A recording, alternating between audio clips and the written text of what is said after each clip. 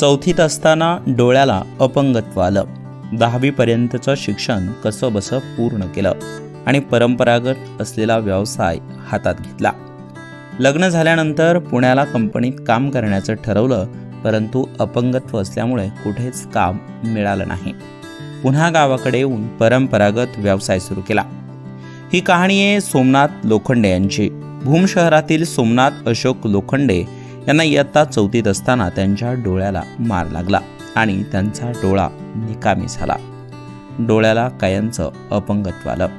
इयत्ता 4थी पासून 10वी पर्यंतचं शिक्षण त्यांनी कसंबसं पूर्ण केलं आणि वडिलोपार्जित ड्रायक्लीनचा व्यवसाय त्यांनी सुरू केला.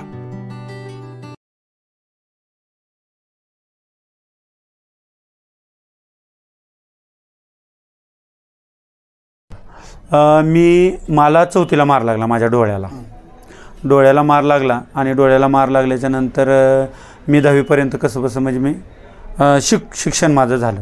त्याच्यानंतर मग मी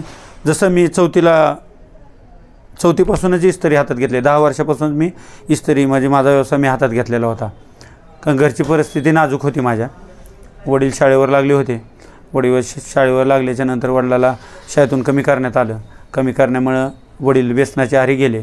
व्यसनाच्या आहारी गेल्यामुळं माझ्यावर सगळी जबाबदारी घरची पडली आणि मग तिथून मग माझं विवाह झाला 2003मध्ये.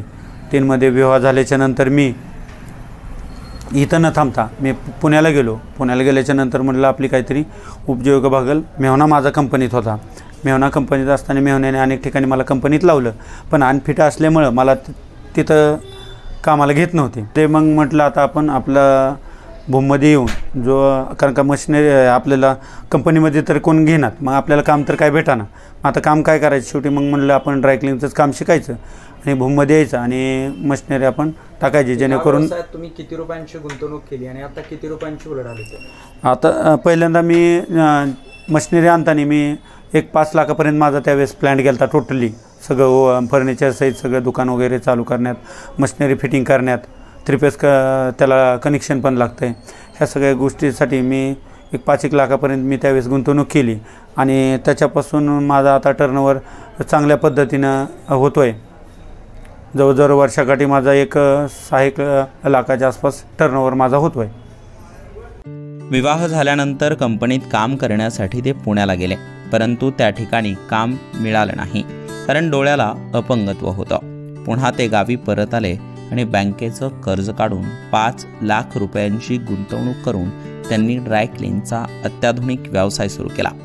त्यासाठी त्यांनी मोठी गुंतवणूक केली. आता त्यांची वर्षाकाठी 6 लाख रुपयांची आर्थिक उलाढाल होत्या, ज्यातून त्यांना चांगले आर्थिक उत्पन्न मिळते.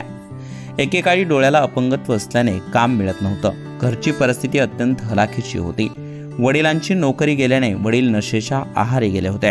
त्यामुळे कुटुंबाची जबाबदारी सोमनाथ यांच्यावर आली होती आणि सोमनाथ यांनी ही जबाबदारी सार्थपणे पेलत अगदी यशस्वीपणे व्यवसाय सुरू केला आणि आज त्यांच्या व्यवसायाची चांगली उलाढाल होते.